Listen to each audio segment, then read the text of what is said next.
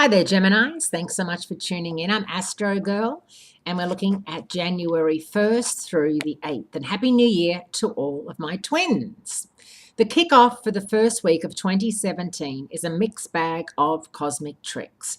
But before we look ahead, let's take a quick glance at the carryovers we're still dealing with from 2016.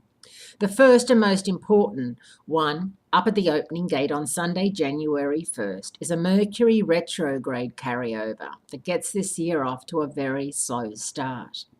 At its best, this carryover from before Christmas is a reminder to finish tying up last year's loose ends. At its worst, it puts communications and transportation at a double disadvantage.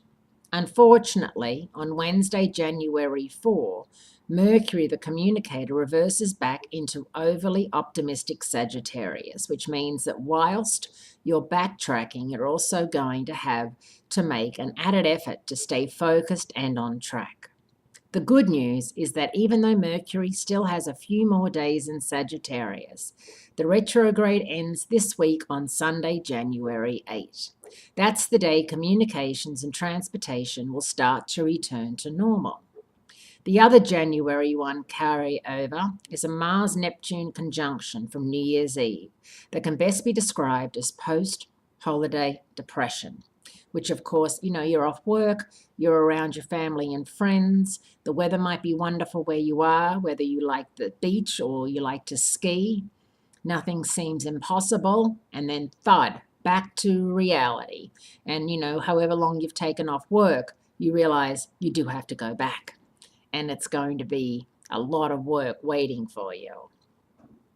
Eating foods high in iron and getting enough sleep are your best bets in order to get you through this low energy / depression, which a lot of people are in. And that can also be caused by going off your diets and not exercising and not sleeping in your regular bed, etc.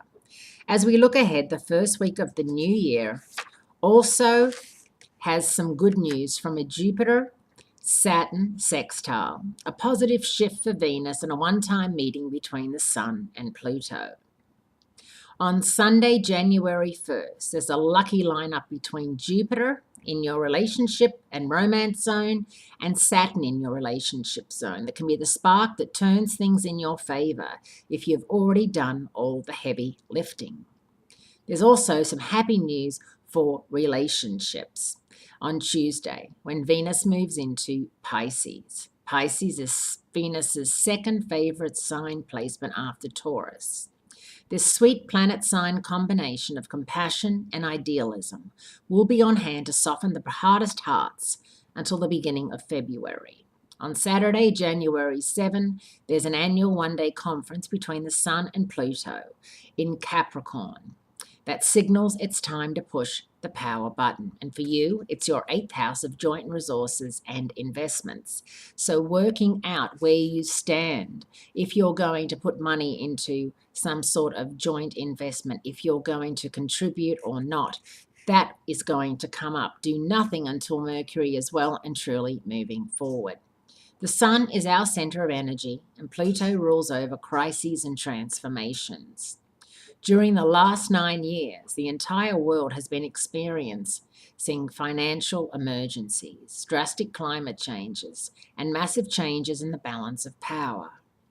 On a personal level, this is a signal to keep fighting for your long-term goals and not back down. So, Geminis, Happy New Year. Know that with Mercury out of phase until next week, take it slow and see what the planets bring you then. Thanks so much for tuning in, and I'll speak to you soon.